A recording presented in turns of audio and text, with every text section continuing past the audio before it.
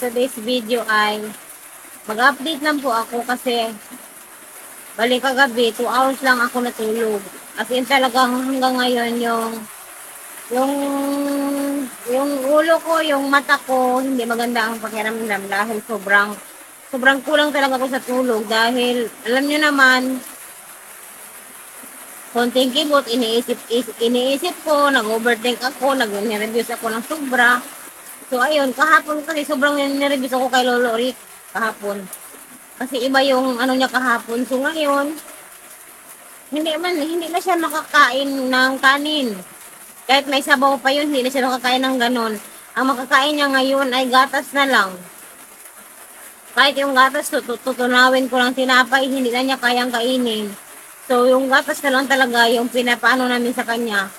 So, lagi na po siyang natutulog.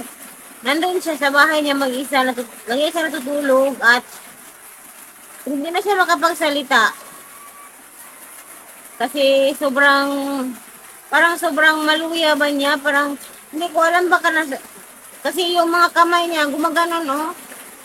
Yung mga kamay niya, gumaganon. Pati yung kabilang paa din niya, yung nag-ano ng kabilang paa niya, hindi mas straight, ganon na lang. So, ganon na po ang kalagayan ni Lolo Rick. So, ayun, kahapon pumunta yung kapatid niya, pumunta yung mga pamangkin niya, pumunta, pinuntahan siya, tapos yung kapatid niya na malayo, tumatawag kasi hindi makauwi. Dahil nga, alam niyo na ngayon, sobrang ano sa pera talaga pag magbiyahe. So, yun. Yun ang kalagayan ngayon ni Lolo Rick. So, ako, minsan, ninirvyusin ako, minsan umiiyak ako dahil sa mix na ba yung emotions, para bang, yung stress ba, sobra. So, sa tulad ko ding may anxiety, may nervyos, hindi madali talaga sa akin yung mga ganitong pangyayari. Nagsimula ito yung namatay ang nanay ko 9 years ago. Every time may gumagrabe, magkasakit na grabe, or every time na may yung mga pumanaw na kakilala ko, kahit hindi ko kapamilya sa kakilala ko, yung nervyusin talaga ako, yung manginginig talaga ako, yung magbalbiti talaga ako, yung magsusuka ako, magduduwal ako nang wala akong sinusuka, nagduduwal lang talaga ako. So, ganun po. So, alam niyo kasi, yung sitwasyon kasi ni Lolo Rick, nakakaawa siya, wala siyang asawa, wala siyang mga anak. So, mag-isa lang talaga sa bahay. Tapos nagkasakit, yung ganun pa ang sitwasyon na nagkasakit pa siya, parang, at nagpapasalamat lang talaga ako sa mga kapitbahay ko kasi tinutulungan din ako. Si Lati Joanne tumulong sa paglilinis kay Lolo Rick. So, si Pinky din tumutulong pagkain. Ayun. So, ngayon, kaya hindi na siya kumakain, gatas na lang, at nagbigay, yun na lang ang inano namin sa kanya ngayon. So, ngayon, ulan pa, hindi namin siya mapuntahan doon kasi sobrang lakas ng ulan. Yun nga, yung bubong namin tumutulo. Lakas ng tulo lang yung bubong ngayon, tingnan niyo. Sobrang lakas ng tulo. Kung basang-basa yan, oh.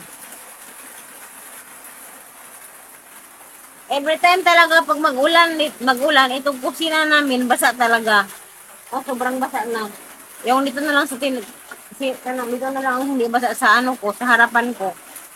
So, nag-ano talaga ako ng tubig, oh. Nagpainit ako ng tubig dahil para mamaya, ilagay ko yan sa thermos ito.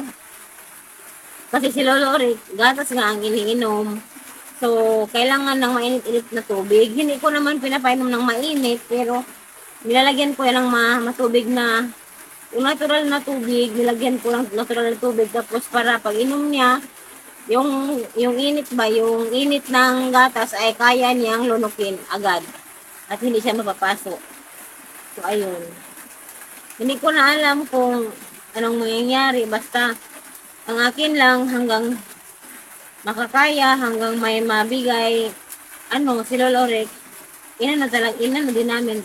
Hanggang sa makakaya lang namin.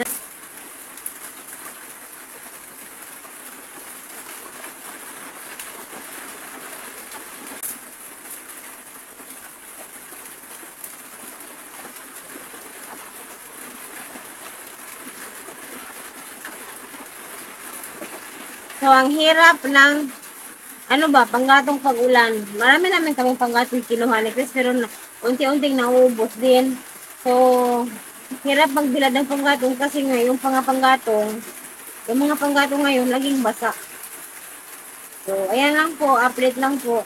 Hindi ko na siya bibigyan pupunta doon kasi ulan at kasi ano din, hindi na rin okay yung ano niya, hitsura ba, para, kasi pag mag-upload kasi ako, pag nandiyon si Lolo Rick, yung i-video-video ko siya na nagkasakit yung ilang karaang mga araw, ano, yung video ko ay yellow dollar sign, hindi siya mag-green. Kaya hindi ko na muna siya, hindi ko na siya binibidyo doon. May mga video ako sa kanya kaso hindi ko na sinasali. Kasi lagi yellow yung dollar sign ko. Hindi siya nag-green. So, yun. Ano ba yan?